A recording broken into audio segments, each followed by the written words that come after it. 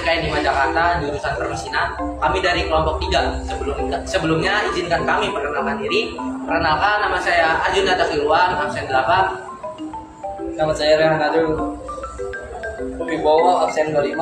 Nama saya Rasya Ahmad Ridro, absen 27. Nama saya Pandu Bisa Maji, absen 22. Nama saya Putra Ramadan, absen nomor 1. Di sini kami akan menjelaskan tentang sebuah materi permesinan, yaitu adalah materi tentang las. Oke, jadi di sini saya Arjuna Takiluan akan menjelaskan tentang alat pelindung diri. Sebelumnya, apa itu alat pelindung diri? Alat pelindung diri adalah alat yang digunakan untuk melindungi diri kita dari berbagai sesuatu yang berbahaya saat melakukan kerja bakti atau yang lainnya. Nah, di dalam las ini saya akan menjelaskan tentang APD, yaitu helm las, lalu ada sarung tangan las, dan juga kacamata las. Oke, let's go guys. Selanjutnya ada yaitu helm las. Helm las digunakan untuk melindungi muka ataupun bagian mata kita dari yang namanya sinar ultraviolet dan juga paparan sinarnya. Nah, di dalam kacamata lasnya ini terdapat 3 bagian ya teman-teman, yaitu bagian kaca terang, kaca di situ kaca gelap lagi, dan juga kaca terang lagi. Oke, lalu selanjutnya ada sarung tangan. Sarung tangan digunakan sebagai alat pelindung diri tangan kita saat mengelas agar tidak terkena panas ataupun sengatan listrik dari mesin las. Lanjut ada kacamata las. Kacamata las sama seperti helm las tadi ya teman-teman, tapi perbedaannya kacamata las hanya melindungi bagian mata dari sinar ultraviolet dan tidak dapat untuk melindungi diri dari panas dari lasnya tersebut. Oke. Pengelasan welding adalah salah satu teknik penyambungan logam dengan cara mencairkan sebagian logam induk dan logam pengisi dengan atau tanpa tekanan, dan dengan atau tanpa logam penambahan dan menghasilkan sambungan yang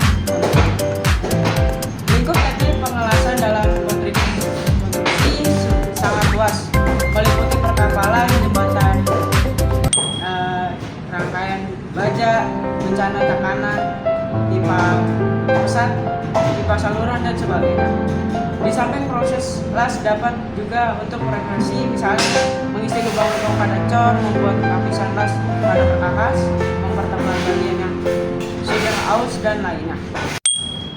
Jenis-jenis las yang pertama ada oxy acetylene welding, biasa disingkat OAW. Dan yang kedua shielded metal arc welding, biasa disingkat SMAW. Dan gas tungsten arc welding, biasa disingkat GTAW. Yang keempat ada gas metal arc welding, biasa disingkat GMAW. Yang kelima ada flux core arc welding, biasa disingkat FCAW. Dan yang terakhir ada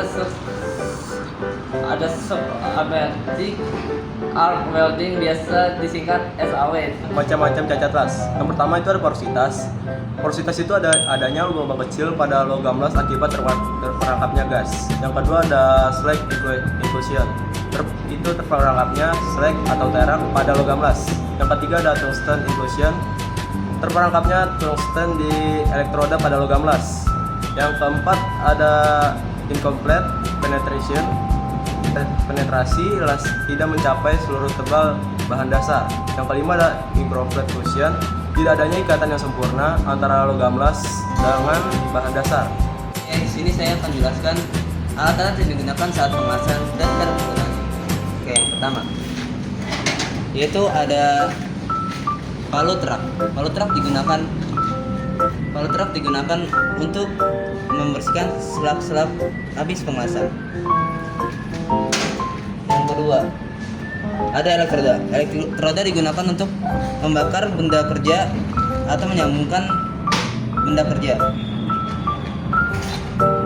Yang ketiga ada mesin las. Mesin las digunakan saat pengelasan untuk menghasilkan energi listrik. Yang keempat ada stang elektroda, stang massa. Stang massa digunakan untuk menjepit benda kerja saat pengelasan. untuk mengaliri arus listrik dari mesin las. Cara penggunaannya yaitu dengan memasukkan stang massa ke minus dan diputar ke kanan.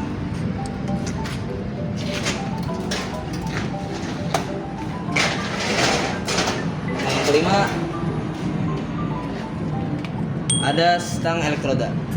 Stang elektroda digunakan untuk menjepit elektroda sesuai yang kita mau, dan digunakan dengan cara memasukkan ke plus dan diputar ke kanan, terus dijepit dengan elektroda